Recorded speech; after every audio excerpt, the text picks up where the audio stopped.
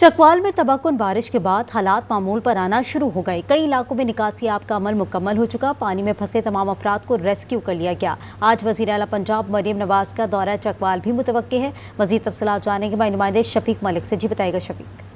जी, अगर बात की जाए चकवाल की तो इस वक्त शदीद बारिश के बाद चकवाल में सूरत हाल नॉर्मल हो चुकी है और रेस्क्यू 1122 ज़रिए इंतज़ामिया के एहलकार नुकसानात का तखमीना लगाने की कोशिश कर रहे हैं। तकरीबन हर जगह से पानी जो है वो निकाल दिया गया है, लेकिन कुछ अभी नशीबी इलाकों में पानी मौजूद है जहाँ से इंतज़ामिया के एहलकार बल्दिया के एहलकारों के साथ मिलकर पानी निकालने की कोशिश कर रहे हैं। इसके अलावा नुकसानात का भी अंदाज़ा लगाया जा रहा है। जो लोगों के मकानात गिरे हैं, कच्चे जो मकानात थे वो गिरे हैं, उनकी वजूहात जानने की भी कोशिश की जा रही है कि वो नुकसानात जो हुए हैं वो किस वजह से हुए। ज़्यादातर जो नुकसानात हुए हैं जो नुकसान हुआ है वो निजी जो लोगों ने डैम बना रखे थे या मिनी डैम्स थे, वो डैम टूटने की वजह से आबादी जो है वो पानी जो है वो कच्ची आबादियों में दाखिल हुआ है, उस वजह से ज़्यादा नुकसानात हुए हैं। वज़ीर आला पंजाब मरीम नवाज साहिबा का दौरा चकवाल मुतवक्के है और वो तमाम मुतासर इलाकों का दौरा करेंगी और उम्मीद की जा रही है कि वो जिन लोगों का नुकसान हुआ है, किसानों का या जिन लोगों के मकानात गिरे हैं, कच्चे मकानात, उनका अजाला करेंगी और ये तवक्को की जा रही है कि वो तमाम मुतासर इलाकों में हो जाएंगी जिनमें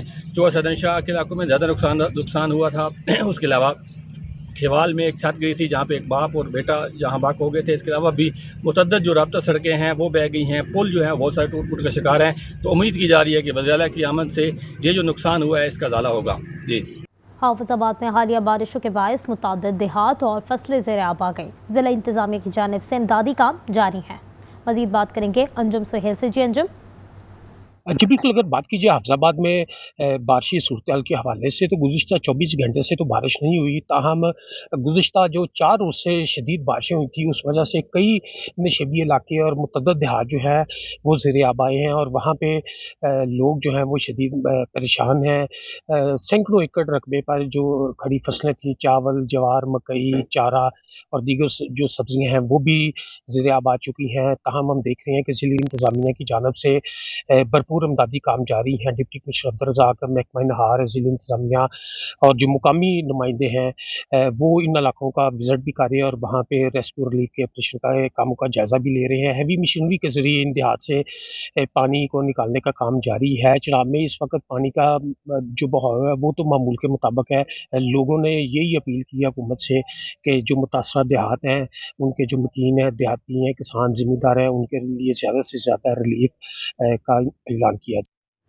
अंदरून बलूचिस्तान बरसात का सिलसिला थम चुका। सैलाबी रेलों और आसमानी बिजली गिरने से अब तक 16 अफराद जाँ बहक हो चुके हैं। मजीद जानेंगे मोहम्मद खालिद से। खालिद बताइए क्या सूरत हाल है।